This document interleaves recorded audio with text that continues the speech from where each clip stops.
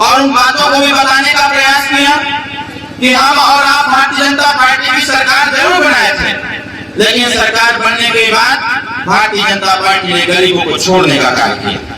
आज उत्तर प्रदेश में जिस प्रकार का भाव भय भूख भ्रष्टाचार का माहौल, अपराध का माहौल बना हुआ है, आज पूरी तरह से उत्तर प्रदेश की योगी और देश की मोदी सरकार फेल है।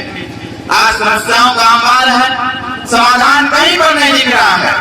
और समाधान अगर है साथियों, तो जिस प्रकार से 27 अक्टूबर 2021 को माननीय ओम प्रकाश राजभर, माननीय अखिलेश यादव जी की एकता बना करके हम लोगों ने नारा लगाया कि उत्तर प्रदेश में संपूर्ण समाधान स्वयं भारतीय समाज पार्टी, समाजवादी पार्टी दे सकती है, और इसी चीज को लेकर के हम लोग चल रहे हैं। मैं आपसे एक बात जरूर पूछना चाहूंगा, आप यहाँ पर आए हुए हैं, अपने अपने गांव से चल करके आए हैं, और हर व्यक्ति को कोई न कोई समस्या है।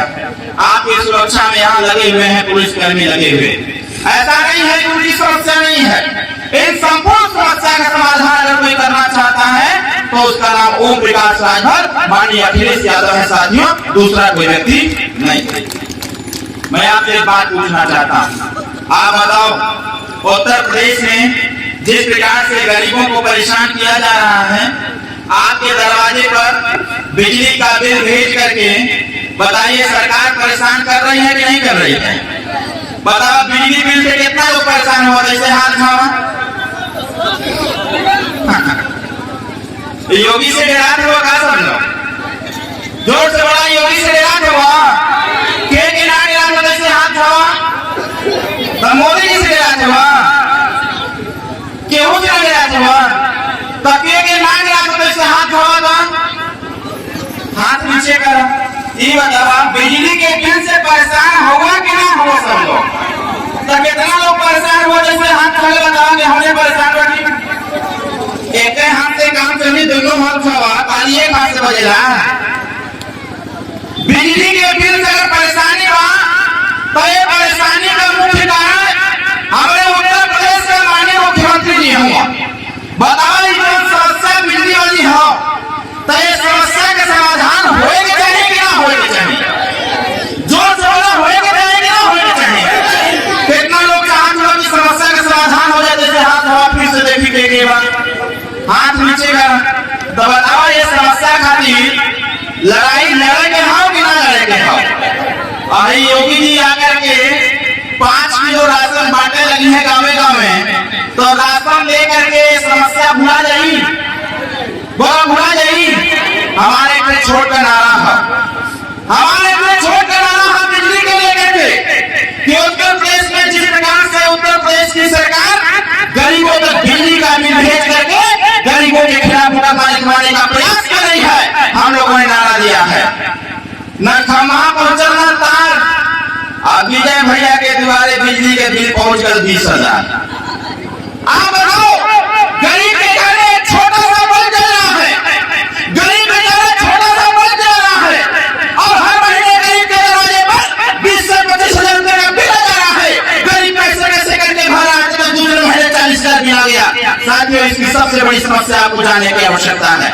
आज उत्तर प्रदेश में जिस प्रकार से महंगाई बढ़ा हुआ है, क्या इस महंगाई के ठेकेदार हम लोग हैं? क्या इस महंगाई का पूरा बोझ एक सरकार चुकाएगी? उत्तर प्रदेश की सरकार क्यों नहीं चुकाती है? आपको जान के आश्चर्य होगा भाई, उत्तर प्रदेश की सरकार आपके घर में जो बिजली का मीटर लगाया हुआ है, जब आपके घर में मीटर लगा हुआ है तो उस मीटर में आप सुबह या शाम को देखने का प्रयास करते हैं कि कितना यूनिट बिजली खत्म हुआ है। साथियों आपको जान करके ताज्जुब और आश्चर्य होगा कि हमारे उत्तर प्रदेश की सरकार जब बिजली खरीदती है तो 1 यूनिट बिजली 60 पैसा में खरीदती है। कितना पैसा में खरीदती है? जोर से बोला कितना पैसा में? 60 पैसा में। और जब वह बिजली सरकार गरीबों तक पहुंचाती है, गांवों तक पहुंचाती है, तो वही 60 पैसा प्रति यूनिट वाली बिजली गांव के गरीबों को या गांव तक 7 रुपया में देने का काम करती है। तो बताओ महंगाई हो कि ना हो? जोर से बोला महंगाई हो कि ना हो? अगर सरकार 60 पैसा में खरीदत हो और हमारे वोट देके सरकार बढ़ावत है ना, तो वो बिजली हमें 30 पैसा में मिलना चाहिए, न कि 7 रुपए में मिलना चाहिए। विरोध इसी बात का भारतीय जनता पार्टी से था, मंत्री पद से इस्तीफा देकर के हम लोग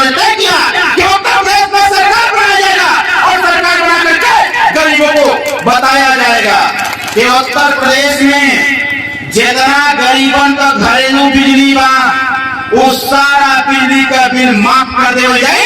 और जब तक सरकार रही तब तक गरीबन के बिजली बिना पैसे में देने का प्रावधान किया जाएगा ताकि गरीब के ऊपर दबाव न हो पावे। तो ये बताओ ठीक रही कि ना ठीक रही? कुछ लोग सोचत होंगे कि कैसे माफ हो जाए। ये बताओ आई मोदी जी ये देश का पैसा जब लुटले रहना था लूट करके विदेश चल गई ना लगभग 68,000 करोड़ रुपया। 68,000 करोड़ रुपया इस देश के गरीबों का लूट करके इसी बीजेपी सरकार ने लुटेरा विदेश भाग गया। और हमारे आरबीआई ने क्या कहा? आरबीआई ने कहा जब उससे पैसा निकालने का प्रयास हुआ तो नहीं निकल पाया तो आरबीआई ने कहा कि भाई जो लुटेरे 68,000 करोड़ रुपया लेकर के भागे हैं वो हमको वापस नहीं कर सकते हैं, इसलिए आरबीआई उनको डिफॉल्टर घोषित करती है कि ये पैसा जमा नहीं कर सकते। उनको डिफॉल्टर घोषित करते हुए 68,000 करोड़ रुपया माफ किया जाता है। एक रामदेव होगा, रामदेव का नाम के सुन ले हो, रामदेव का नाम बाबा रामदेव का नाम के सुन ले हो, जैसे हाथ हो सब सुन ले हो। बाबा रामदेव बतावा गरीब हुआ कि अमीर हुआ? जोर से बोला गरीब हुआ कि अमीर हुआ? अमीर हुआ। हर बाजार में तक पादमी की दुकान खुलल हो। अब मोदी जी का कहले हुआ 2,200 करोड़ रुपया बाबा रामदेव को माफ कर देना। बतावा तो लोगों से पूछना, बताओ यहाँ केहू से पूछा कि बाबा रामदेव का 2,200 करोड़ का बकाया हो के माफ कर दिया। साथियों हम आपसे कहना चाहते हैं मोदी जी और योगी जी सरकार बना करके अगर बाबा रामदेव का 2,200 करोड़ रुपया माफ कर सकते हैं, भगवानों का 68,000 रुपया माफ कर सकते हैं, तो उत्तर प्रदेश के समस्त गरीबों का बिजली का बिल माफ करा करके गरीबों का बोझ हल्का कर दिया जाएगा। बताओ ठीक रही कि ना ठीक रही? जोर से बोला ठीक रही कि ना ठीक रही? तो ये बात का लड़ाई होए के चाहिए कि ना होए के चाहिए? अब मोदी जी अगर खाते में 500 2,000 डाल देना तो बताओ 2,000 रुपया लेके कुछ हुआ नहीं बस हम लोग कुछ समस्या हुआ नहीं वहाँ। दूसरा चीज ये बतावा मोदी जब 2014 में आई ना तो आकर के नारा लगेगा कि देश में बड़ी महंगाई है। सबसे पहले गैस सिलेंडर का मांग उठाना कि गांव के गरीब को गैस सिलेंडर मिलना चाहिए। उस समय गैस सिलेंडर का दाम 400 रुपया रहे। अब मोदी जी के लोग चाप पे ओट रहना कहना मोदी जी आया हुआ नहीं के ओट दाम गैस सिलेंडर जो 400 रुपया के एक है मिलेगा अब घटा करके 40 रुपया में हो जाए। तो हमको बुझा तब तक गैस सिलेंडर का दाम 40-50 रुपया हुई। कितना बढ़े? कितना बा? हाँ सर बताओ कितना बा? 1,000। तो गैस सिलेंडर सस्ता भया कि महंगा भया? जो बोला महंगा भया कि सस्ता भया? तो बताओ महंगाई समाप्त होए के चाहिए कि ना होए के चाहिए? फिर भाजपा के वोट देवाई, जो बोला फिर भाजपा को देवाई। दूसरा चीज आवा गैस वाला महंगा। आप सब्जी बनावे खातिर तेल का इंतजाम करे कि होई कि पानी में सब्जी बने। सरसों का तेल कैसे लीटर बा? कैसे लीटर बा? हमारे यहाँ पे 250 रुपया बा, लगा तो यही से सस्ता बा 200 रुपया। ये भाजपा वाले नारा लगे हुआ अब की बात 300 पार। अब आप बताओ भैया, अरे जब सरकार ना रहे तो सरसों का तेल 45 से 50 रुपया लीटर मिलत रहे। जब मोदी जी के योगी जी के वोट देवा गया है तो सरसों का तेल 210 रुपया महाराज पहुंच गया। ये बतावा महंगाई खत्म होए के चाहिए कि ना होए के चाहिए? जोर से बोला होए के चाहिए कि ना होए के चाहिए? तो ये बतावा सरसों का तेल सस्ता कैसे हुई? सरसों का तेल सस्ता हुई तब जब योगी जी का सरकार यहाँ से जाई। काहे खातिर यो बता दे महंगाई खत्म करे खातिर सरकार के पास व्यवस्था ना हो, लेकिन अयोध्या में मंदिर बनावे खातिर खूब रुपया बा। ये बतावा मंदिर बने के चाहिए, हम चाहता मंदिर बने, लेकिन एक मंदिर बनाने से क्या गरीब नौजवानों को रोजगार मिल जाएगा? क्या बेरोजगार नौजवानों को रोजगार मिल जाएगा? अरे यार मंदिर बनाना है तो गांव के मंदिर को बना दो जिसमें गरीब के बच्चे पढ़ने जाते हैं, उसका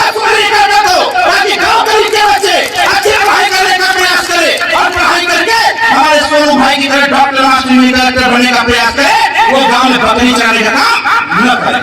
तो बताओ ये होने चाहे कि ना होने चाहे। दूसरा चीज, यहाँ से जो विधायक बा, जैसे उत्तर प्रदेश में आप वोट दे रहे, एक बात हम आपसे पूछना चाहते हैं, यहाँ पर बहुत सोच समझ के वोट देवे के हो, बहुत सोच समझ के वोट देवे के। हाँ, आप जान के आश्चर्य हुई, यहाँ इतना लोग हुआ केहू के बात का जानकारी बा कि जब आप अपना वोट देते हैं किसी विधायक को विधायक बनाने के लिए, किसी सांसद को सांसद बनाने के लिए, मंत्री जो बनता है, जो सांसद हो गया, चाहे केंद्रीय मंत्री, चाहे राज्य मंत्री, चाहे कैबिनेट मंत्री हो जाए, उसके पास एक व्यवस्था है। क्या व्यवस्था है? जब आप अपना वोट देते हैं तो आपके क्षेत्र, आपके जिले से जो भी विधायक होता है, उस विधायक की जिम्मेदारी है कि उसके क्षेत्र में अगर किसी की तबीयत खराब होती है तो उस परिवार का इलाज, उस व्यक्ति का इलाज विधायक जी के पैसे के द्वारा होना चाहिए। ये बात की जानकारी बात होगी, कोई की जानकारी बा के जानकारी ना बा, इसमें हाथ में बताओ, जानकारी कोई के ना बा, लेकिन वोट सब लोग दे बच्चा करके लोगन के आ गए, तो मोदी जी आ गए, मतलब क्या कर रहे हैं, देश खतरे में है। अरे बेईमान, यहाँ गरीब दवाई का भाव बढ़ रहा है, देश खतरे में है। अरे पहले तो जिसको दवाई नहीं पड़ा उसकी जान खतरे में है, उसकी जान बढ़ाने के लिए सबसे पहले उसका इलाज होना चाहिए, तब जाकर देश की रक्षा हो पाएगी, रक्षा होने वाली नहीं है। आप बताओ, उत्तर प्रदेश में आप अपने मोबाइल में यूट्यूब पर डालना और डाल करके देख लेना कि उत्तर प्रदेश में सबसे ज्यादा इलाज कराने वाला कौन विधायक है, तो सबसे पहला नाम आएगा ओम प्रकाश राजभर और दूसरा नाम आएगा रामानंद पॉल, दूसरा नाम आएगा रामानंद पॉल, पहला नाम ओम प्रकाश राजभर का लगभग 7.5 करोड़ रुपया देकर के 585 लोगों का इलाज ओम प्रकाश राजभर ने कराने का प्रयास किया है। ये बताइए, अगर ओम प्रकाश राजभर गरीबों का इलाज बिना पैसे में करा सकता है, अपना पैसा देकर करा सकता है, तो आपके विधायक को भी पैसा देकर के गांव के गरीबों का इलाज करवाना चाहिए कि नहीं करवाना चाहिए? जोर से बोला, करावे के चाहिए कि ना करावे के चाहिए? नियम में हो कि एक विधायक किसी भी पीड़ित व्यक्ति को 500 रुपया से लेकर के 25 लाख रुपए तक का अनुदान दे सकता है। 500 रुपया से लेके 25 लाख रुपया विधायक अपने क्षेत्र की जनता को दे सकता है जो गंभीर बीमारी से परेशान कर रहा है। हम लोग चाहते हैं बनाओ आपकी समाजवादी पार्टी जो है, भारतीय समाज पार्टी का विधायक आने वाले समय में गरीब दवाई का भाव में नहीं मरेगा, गरीबों का इलाज उत्तर प्रदेश में महसूस करवा दिया जाएगा, चाहे किसी जाति धर्म का हो। तो दवाई ठीक रही कि ना ठीक रही? कोरोना काल में कितना लोग मर गए ना दवाई के अभाव में, कितना लोग मर गए ना ऑक्सीजन के अभाव में, कितना लोग मर गए ना बेड के अभाव में, कितना लोग मर गए ना एम्बुलेंस के अभाव में। आप बनाओ अखिलेश यादव को मुख्यमंत्री, मैं दावा के साथ कह रहा हूँ, आज पहले भारतीय समाज पार्टी और समाजवादी पार्टी का समझौता इन्हीं सिद्धांतों पर हुआ है कि उत्तर प्रदेश में 2022 में अखिलेश यादव जी को मुख्यमंत्री बनाया जाएगा और मुख्यमंत्री बना करके ओम प्रकाश राजभर को मजबूत करके यह तय कराया जाएगा कि उत्तर प्रदेश के किसी भी हॉस्पिटल में, चाहे सरकारी अस्पताल हो चाहे प्राइवेट अस्पताल हो, किसी भी अस्पताल में गरीब इलाज कराएगा, गरीबों का 1 रुपया नहीं लेने दिया जाएगा, गरीब के इलाज का सारा पैसा उत्तर प्रदेश की सरकार देने का कार्य करेगी। तो बताओ ठीक रही कि ना ठीक रही? कितना लोगों के ठीक रही हाथ से बताओ? अरे भाजपा वाले आगे कहियो कि है 5 किलो राशन दे दो और हमके वोट दे दो, तो बताओ भाजपाइयन का पिटाई होए के चाहे कि ना होए के चाहिए? जोर से बोला, होए के चाहे कि ना होए के चाहिए? तो कितना लोग करवा तो इससे हाथ बहुत बताई है आगे का करने के बाद सब लोग करेगी। जहाँ पर क्या करेंगे बाद 2022 में गाँवे गाँवे से खदेड़ा करे के बाद क्या करेंगे बाद खदेड़ा। अब खेला नहीं खदेड़ा होगा और जब तक भाजपा की विदाई नहीं तब तक गरीबों को कोई ढिलाई नहीं करना है। भारतीय जनता पार्टी विदाई करके ही मानना है। क्यों? महंगाई चरम सीमा पर। ये भाजपा वाले नारा लगाए, अब की बात 300 पार, पेट्रोल 112 हो गई। 22 में सरकार भाजपा का बनी तब पेट्रोल 300 रुपया लीटर हो जाएगी। नारा में अब की बात 300 पार। अगर पिछली बार का रिकॉर्ड देखा जाए तो पिछली बार 2017 के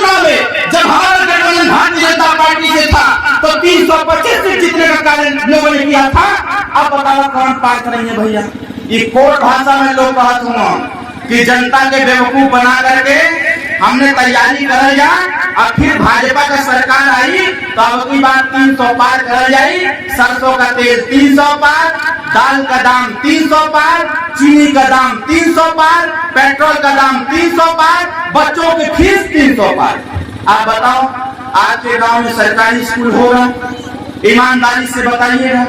उस सरकारी स्कूल में जो आपका बेटा पढ़ता है और जो मास्टर पढ़ाने आता है, क्या उस सरकारी स्कूल में मास्टर का बेटा पढ़ता है? जोर से बोला, उस मास्टर का बेटा पढ़ता है? क्यों नहीं पढ़ता है? सरकारी नौकरी सबको चाहिए, सरकारी व्यवस्था सबको चाहिए, फिर सरकारी शिक्षा सबको क्यों नहीं चाहिए? हम लोगों ने तय किया है कि अखिलेश यादव जी की सरकार बनाया जाएगा और सरकार बना करके तय किया जाएगा। आज आपके बच्चे जब गांव के सरकारी स्कूल में जाते हैं तो विज्ञान और प्रौद्योगिकी चरम पर है। ये वाली मोबाइल पहला एक बटन वाली मोबाइल आवता है, अब खत्म हो गया, अब टच वाली मोबाइल आ गई हो। इसका मतलब कि देश विज्ञान और प्रौद्योगिकी के दौर से गुजर रहा है, हर हाथ में मोबाइल हो गया है। उसके बाद भी आपके बच्चे के झोले में जब बच्चा पढ़ने जाता है तो किताबों की जगह थरिया गिलास कटोरी रखा जाता है। बताइए सही बोल रहा हूँ कि गलत बोल रहा हूँ? जोर से बोले, सही बोल रहा हूँ कि गलत बोल रहा हूँ? कितना लोगों के सही समझ में आवा तो हाथ खड़ा बताओ। तो सही का साथ दवाई कि गलत का साथ दवाई? हमारे चाहत है 21वीं सदी चल रहा है और 21वीं सदी में हमारे प्रधानमंत्री मोदी और योगी जी ने इतना विकास किया हुआ है कि जब हर हाथ में मोबाइल आ गया, हर गांव में कंप्यूटर लैपटॉप आ गया, तो फिर गांव के बच्चे जो सरकारी स्कूल में पढ़ने जाते हैं उन बच्चों की भी पढ़ाई एक तरह की होनी चाहिए। जो पढ़ाई कॉन्वेंट स्कूल में होता है वही पढ़ाई गांव के सरकारी स्कूल में होना चाहिए, तब जाकर इस देश में शिक्षा में शिक्षा के वापस आएगा, अन्यथा आने वाला नहीं। आप बताओ, अमीर का बेटा कॉन्वेंट में पढ़ने जाता है, क्या पढ़ाई करता है? कहो अमीर का बेटा पढ़ने जाता है कॉन्वेंट में तो वो पढ़ता है A for apple, B for boy, C for cat, D for dog, आता है Z तो कहता है Z फॉर ज़ेब्रा, मतलब एक प्रकार का घोड़ा। ये सांकेतिक भाषा में है। क्या अमीर के बेटे, अरे नेता, विधायक, सांसद, मंत्री, IAS IPS के बेटे अपने लक्ष्य की तरफ तुम घोड़े की रफ्तार से दौड़ो, और जब वही सरकार गरीबों के बच्चों के लिए व्यवस्था बनाता है तो कहता है कि गांव के गरीब के बच्चे क कबूतर उड़कर आया, ख कबूतर लेकर खाया, ग कमरा में फूल सजाया, ख गली में समय बताया। तब तक मास्टर साहब पूछे काले तो कुछ समझ में आया? तो लड़का खड़ा होकर कह रहा है कि क्या बताएं गुरुजी, अगवा आता है अंग और मतलब होता है कि अंग माने कुछ नहीं समझ में आया। आप बताओ, हम लोग चाहते हैं 3 अक्टूबर 2013 को इलाहाबाद हाई कोर्ट ने फैसला दिया था कि उत्तर प्रदेश के शिक्षा प्रणाली के व्यवहार में परिवर्तन करते हुए उत्तर प्रदेश के सरकारी संस्थान जो सरकारी स्कूल है, जब तक उसमें चाहे नौकरशाह का बेटा हो, चाहे विधायक मंत्री सांसद का बेटा हो, चाहे गांव भरी का बेटा हो, जब तक गांव के सरकारी स्कूल में कक्षा 1 से 5 तक वो नहीं पढ़ लेता, तब तक दुनिया के किसी स्कूल में उसका नाम नहीं लिखा जाना चाहिए। यह व्यवस्था उन प्रकाश साहब बनाने का प्रयास कर रहे थे। आप बताओ, जब अमीर का बेटा, DM का बेटा, SP का बेटा, कलेक्टर का बेटा, विधायक का बेटा, सांसद का बेटा जब गांव के सरकारी स्कूल में पढ़ेगा, जब उसके भी झोले में से थरिया गिलास कटोरी रखा जाएगा, जब उनका बेटा पढ़ने जाएगा, तब गरीबों का दर्द महसूस होगा। इसी चीज को बदलने के लिए हम लोगों ने तय किया होगा। माननीय अखिलेश यादव जी को मुख्यमंत्री बनाया जाएगा, ओम प्रकाश राजभर जी को बगल में बैठाया जाएगा और उनसे कहा जाएगा, ये व्यवस्था बनाया गया है कि उत्तर प्रदेश में एक व्यवस्था बनाया जाएगा, एक नियम बनाया जाएगा कि उत्तर प्रदेश में जब तक उत्तर प्रदेश के शिक्षा प्रणाली में जब तक गांव के प्राइमरी विद्यालय में कक्षा 1 से 5 तक गांव के बच्चे हो, चाहे किसी के लड़के हो, जब तक गांव के सरकारी स्कूल में कक्षा 1 से 5 तक नहीं पढ़ लेते, तब तक उनका एडमिशन किसी विद्यालय में नहीं होना चाहिए। ये व्यवस्था हम लोग देना चाहते हैं। और गांव के सरकारी स्कूल को जो वर्तमान उसकी आपके बगल के राज्य दिल्ली में जिस प्रकार से दिल्ली के स्कूलों को स्मार्ट क्लास का नाम देते हुए उसके ग्रामीण क्षेत्रों के स्कूल को बनाया गया, उसी प्रकार से 2022 के चुनाव के बाद सरकार बदल करके अखिलेश यादव जी को मुख्यमंत्री बना करके पूरे उत्तर प्रदेश के गाँव के स्कूल को स्मार्ट क्लास कर दिया जाएगा, कॉन्वेंट बनवा दिया जाएगा। अब जाएगा। जितने कॉन्वेंट स्कूल के आने वाले लोग हैं, नियम बनाया जाएगा कि कॉन्वेंट विद्यालय में 40% सीट आरक्षित किया जाएगा। जैसे ट्रेन में एसी बोगी होती है, जनरल बोगी होती है, स्लीपर बोगी होती है, वैसे ही तय किया जाएगा। गांव के या क्षेत्र के कॉन्वेंट विद्यालय, प्राइवेट विद्यालय में 40% सीट रिजर्व किया जाएगा, उसको आरक्षित किया जाएगा। जिनके भी बच्चे गांव के सरकारी स्कूल से कक्षा 1 से 5 तक पढ़ करके 6वीं में एडमिशन कराएंगे, उनके बच्चों की पूरी एडमिशन गांव के कॉन्वेंट स्कूल में करा करके उनके पढ़ाई का पूरा खर्चा उत्तर प्रदेश की सरकार देने का कार्य करेगी, ताकि गरीब अमीर का बेटा एक साथ पढ़ने का कार्य करे। तो बताओ ठीक रहे कि ना ठीक रहे? पूरे महाराजगंज में एको ऐसा फैक्ट्री बा जहां पर 5,000 से 10,000 नौजवान काम कर सके? यहाँ हमारे तमाम युवा साथी दिख रहे हैं। कमाने कहाँ जाते हैं? महाराष्ट्र चले जाएंगे, गुजरात चले जाएंगे, सूरत चले जाएंगे, दुबई चले जाएंगे, चेन्नई चले जाएंगे, कोलकाता चले जाएंगे, दिल्ली चले जाएंगे, लेकिन उत्तर प्रदेश में नौकरी नहीं पाएंगे। उत्तर प्रदेश में जब बात हमारी बार आ रहे थे कार्यक्रम में ही, महाराष्ट्र या कुशीनगर में कार्यक्रम में आ रहा था, तो मोदी जी एक भाषण दे रहे थे।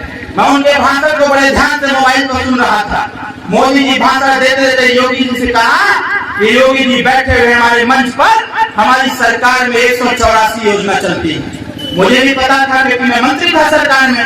हमने कहा 184 योजना चलती है। बोलते बोलते मोदी जी ने कहा उन 184 योजना में एक ऐसी योजना है जिस योजना का लाभ जैसे ही गरीब पाता है तो 2 मिनट में वो अमीर हो जाता है, जैसे ही भिखारी योजना का लाभ पाता है 2 मिनट में वो राजा बन जाता है। अब हम बड़े परेशान हो गए। हम कहे यार वो कौन सी योजना है, पता कराया जाए, अपने गरीबों का कल्याण कराया जाए।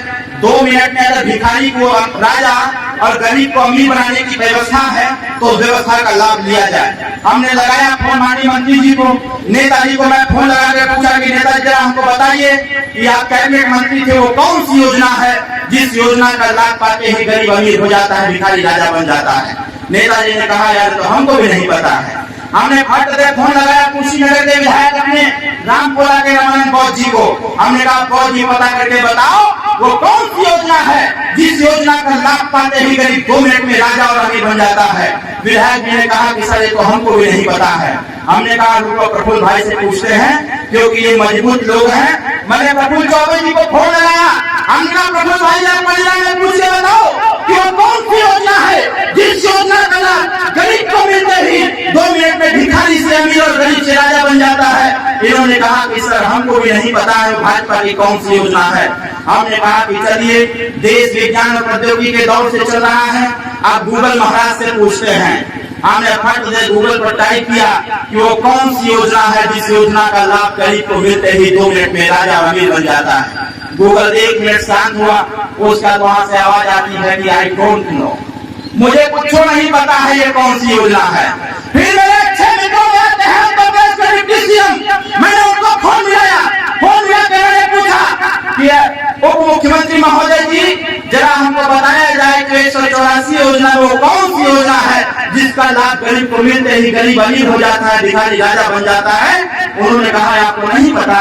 हमने कहा सर पता रहता तो मैं 4 दिन से खोज रहा हूँ, कहीं कोई नहीं मिला, आप ही बता दीजिए। उन्होंने कहा कि ये बताओ उत्तर प्रदेश में फैक्ट्री का विस्तार हो रहा है, वो फैक्ट्री जो शहर में हुआ करता था, बड़े बाजार में हुआ करता था, अब उस फैक्ट्री को हम गांव तक पहुंचा दिए हैं। और जैसे उस फैक्ट्री से व्यक्ति पैसा दे के लेता है और 1 फूट लेता है, उसके बाद लगातार वो 2 मिनट में राजा बनने का प्रयास हो जाता है। मैंने पूछा वो कौन सी योजना है, तो उन्होंने कहा कि शराब उत्पादन का। उन्होंने कहा शराब उत्पादन का। अब हम बड़े चक्कर में पड़ गए। हमने कहा सही कह रहे हैं माननीय जी, सही कह रहे हैं। जो शराब की दुकान 2014 के पहले आपके बड़े बाजार में हुआ करता था, इस सरकार ने इतना विकास किया कि शराब की दुकान आपके गांव के बगल में लगना चालू हो गया। इसी बात को हम लोगों ने कहा कि 2022 में सरकार बनाया जाएगा और उत्तर प्रदेश से पूर्ण रूप से शराब को बंद कर दिया जाएगा। न रहेगी बात, न मरेगी बात। चाहिए कि ना होए के चाहिए? कुछ लोग हंसत हों, तो कितना लोग चाहते हो कि दारू बंद हो जाए? जरा हाथ में बताइए। अब जे लेट होई, जे लेट होई 100 गाली दे दे भाई, हमके 100 गाली दे दे भाई। अरे भाई 100 गाली नहीं, 1000 गाली दो, लेकिन मैं दावा के साथ कह रहा हूँ 2022 की सरकार ना करके उत्तर प्रदेश के ग्रामीण स्तर से दारू बंद किया जाएगा। इसको कोई नहीं रोकेगा साथियों, दारू को बंद करके गरीबों का कल्याण किया जाएगा। पता है आपको क्यों दारू बंद करवा रहे हैं? हमारे सरकार का ध्यान शिक्षा पर नहीं है। आज तमाम बेरोजगार नौजवान टहल रहे हैं। एक बार मोदी जी भाषण दे रहे थे कि देश में हमने ऐसा काम कर दिया है कि जिससे देश बहुत तरक्की किया है। अब हम लोग समझ नहीं पाए। उन्होंने कहा कि 6.5 लाख कंपनियां हमने बंद कर दिया, 6.5 लाख कंपनी हमने बंद कर दिया। अब आप बताओ 6.5 लाख जो कंपनी बंद हुआ उसमें मोदी जी के चाचा काम करते थे, योगी जी के परिवार के कोई काम करता था? उसमें काम करने वाले हमारे यही नौजवान भाई थे, यही हमारे नौजवान बड़े लोग काम किया करते थे, बुजुर्ग काम किया करते थे। मोदी जी ने गरीबों के जो रोजगार मिलता था उसको छीनने का कार्य किया। हम लोगों ने कहा कि उत्तर प्रदेश में शराब बंद किया जाएगा और शराब उत्पादन में जो 27,000 करोड़ रुपया लगता है, कितना? 27,000 करोड़ रुपया। अभी खाली 200 करोड़ रुपया का पान मसाला का पकड़ायल बा, पूरे प्रदेश में हल्का मचल बा। अब सोचो कि 27,000 करोड़ रुपया उत्तर प्रदेश में देश और प्रदेश की सरकार निपट करके 1 साल गरीबों को दारू पिलाने का व्यवस्था करती। अब यह दारू बंद होगा और 27,000 करोड़ रुपए का प्रयोग गांव के गरीब बच्चों के स्कूल पर किया जाएगा, बच्चों की शिक्षा पर किया जाएगा। और उसके बाद उत्तर प्रदेश में कुटीर और लघु उद्योग को बढ़ावा देते हुए ब्लॉक स्तर पर छोटे छोटे कल कारखाने और धंधे खोल करके गरीब नौजवान बेरोजगार नौजवानों को रोजगार दिया जाएगा। अब ये गुजरात महाराष्ट्र कमाने के लिए नहीं जाएगा। बताओ ठीक रही कि ना ठीक रही? तो दारू बंद होनी चाहिए। दारू से सबसे ज्यादा परेशान पता हो के परेशान है? हम ना परेशान है, हमारे जैसे लोग परेशान हुआ, हमारी मतारी बहन लोग परेशान है। केहू चढ़ा ले था दोबारे आवत हो, अब चले के बाद उनके दाहिने साइड से जा बटन बाएं साइड से सड़क पर जे भी है 20 गाड़ी दे धुआं हो के आप ये सुनत पाऊ कहता दारू पी ले बा। और ओकरे बाद जब जात हुआ घरे तो घरे पहुंचता पहले मेहरारू के पीटत हुआ सब, ओकरे बाद जब उससे बचत हुए बात लड़की लड़का के पीटत हुआ, अब फिर ओकरे बाद पीटर कुछ रहूं बरात हुआ, कुछ मार खात हुआ, लौट जात हुआ। फिर सवेरे उठ के कहा तुम का बताई बड़ा तुम दर्द हो तो पता लिखा है। उनके पूछे था ना कि दारू पी के टाइट रहा 20 लाठी कैले हुए तब करके दारू दर्द होता। साथियों हम लोग चाहते हैं आज उत्तर प्रदेश में जिस प्रकार से गरीब परेशान है, लाचार है, बेबस है, इनकी समस्या का समाधान सिर्फ एक हो सकता है, वो है साथियों ओम प्रकाश राठौर माननीय अखिलेश यादव, बाकी कोई दूसरा करने वाला नहीं। तो बताओ दारू बंद होए के चाहिए कि ना होए के चाहिए? जोर से बोला और जोर से बोला। ठंडी लगा था, ठंडी लगा था। अब भाजपा वाले क्या करते हुए इस समय एक समय उन्हें दरुआ पियावत हुआ, एक समय घूम घूम कर उन्हें दारू पियावत हुआ। कहेंगे जनता के कुछ मिलल नहीं 5 साल में, जनता परेशान हुआ।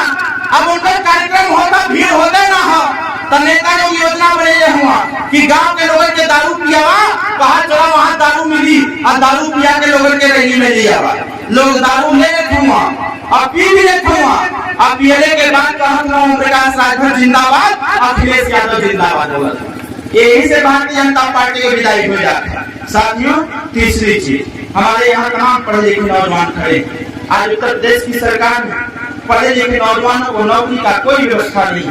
अभी साथियों बच्चे इतना डिस्टर्ब रहते हैं, ये गरीब माँ बाप कैसे कैसे मेहनत मजदूरी करके खेती बाड़ी करके कैसे कैसे करके अपने बच्चे को फीस देने का कार्य करती है कि जाओ तुम लखनऊ जाके तैयारी करो, गोरखपुर जाके तैयारी करो, इलाहाबाद जाके तैयारी करो।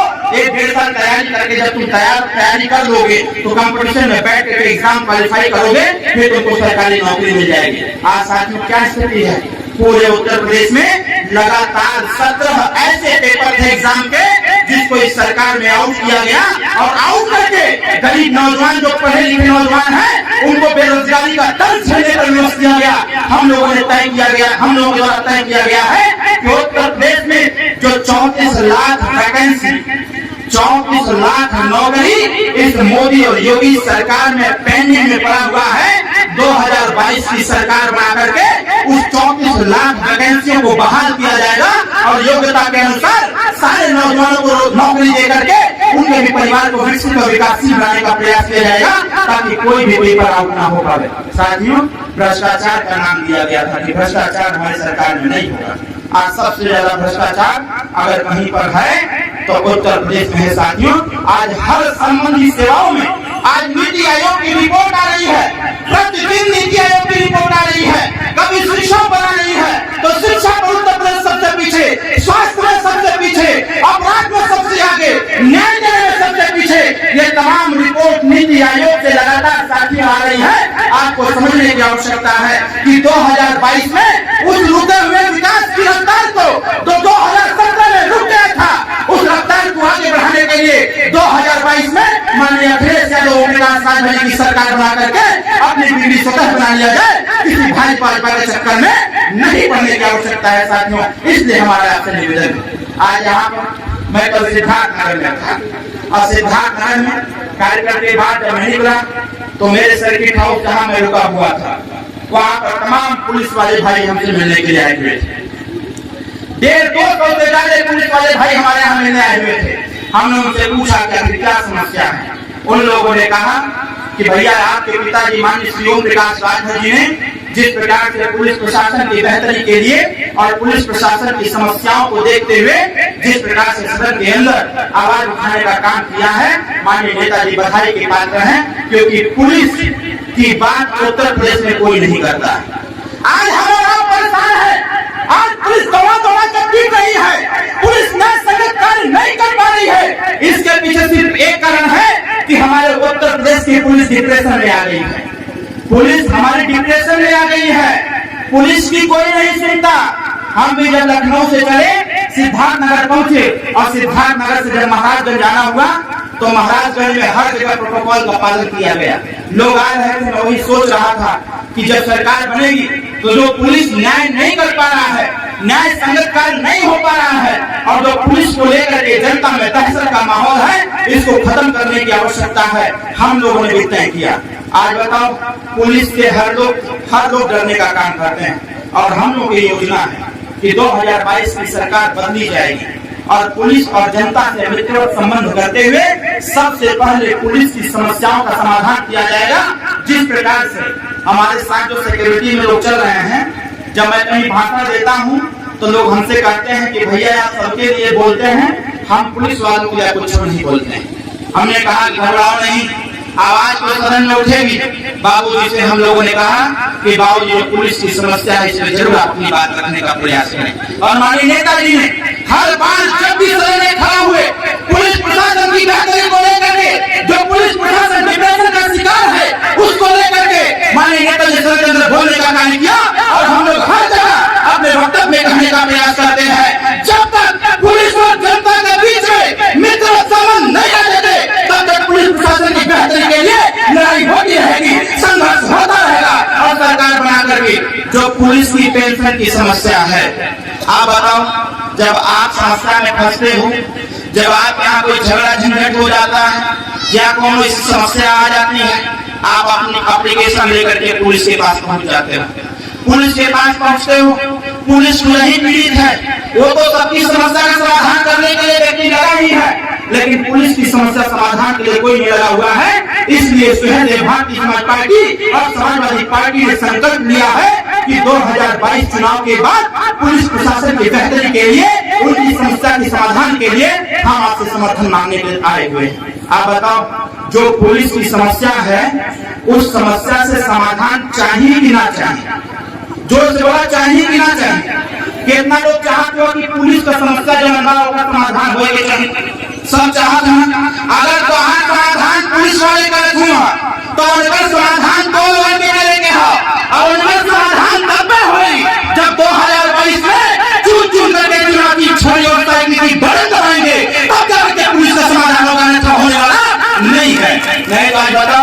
अब पुलिस बेचारे हमारे अपनी पेंशन को लेकर के परेशान है।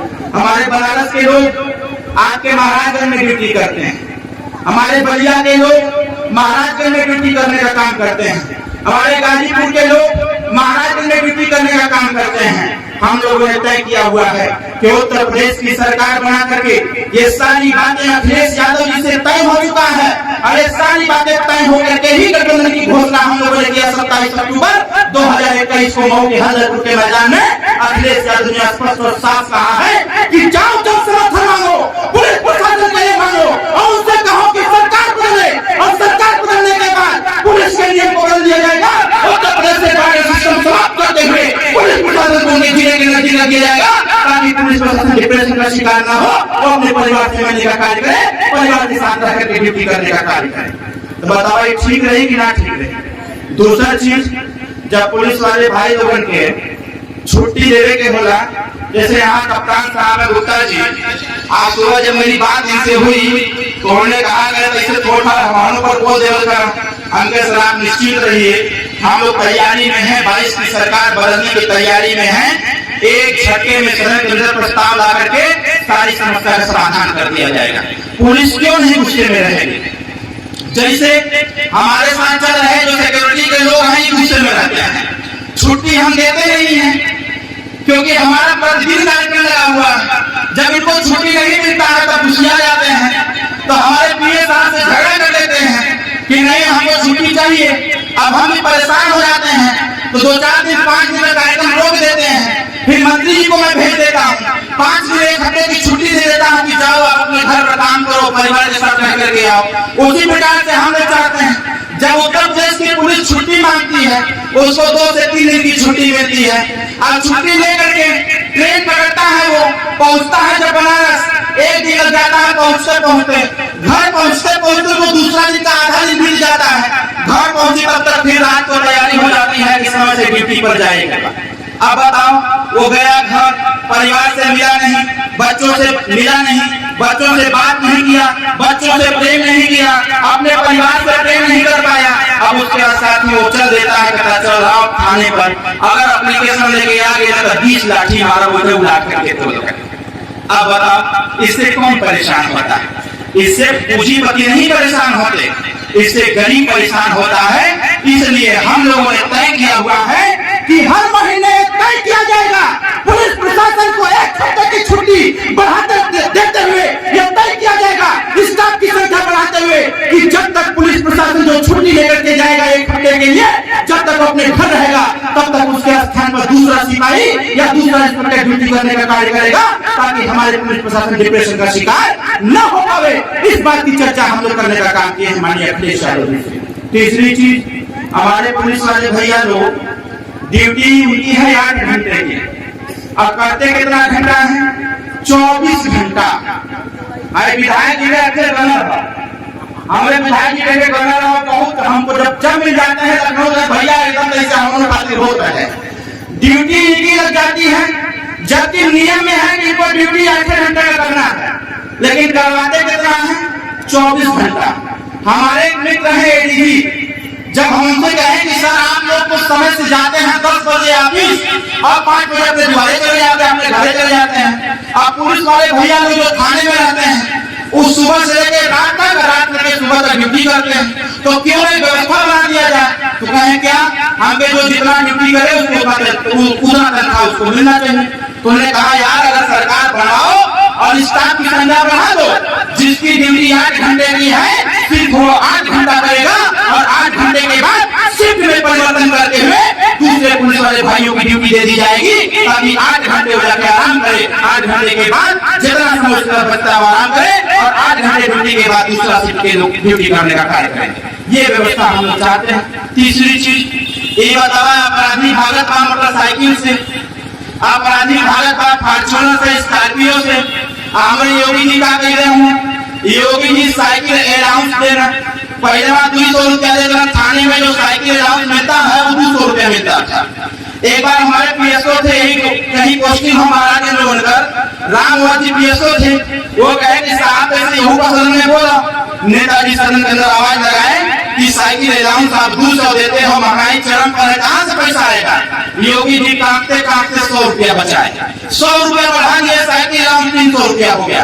आप बताओ, अपराधी अगर भागा था मोटरसाइकिल से, स्कॉर्पियो से, बोलेरो से, फॉर्च्यूनर से, तो ये बताओ पुलिस वाले भैया साइकिल से पकड़ गई, हाँ जो वाला पकड़ गई, हाँ। यही से हमने तय कर रहेगा कि उत्तर प्रदेश की सरकार को परिवर्तित करते हुए ये तय किया जाएगा कि जो थानों में साइकिल अलाउंस 300 रुपया मिलता है, इसको बंद करते हुए 3000 रुपया उनको मोटरसाइकिल अलाउंस किया जाएगा।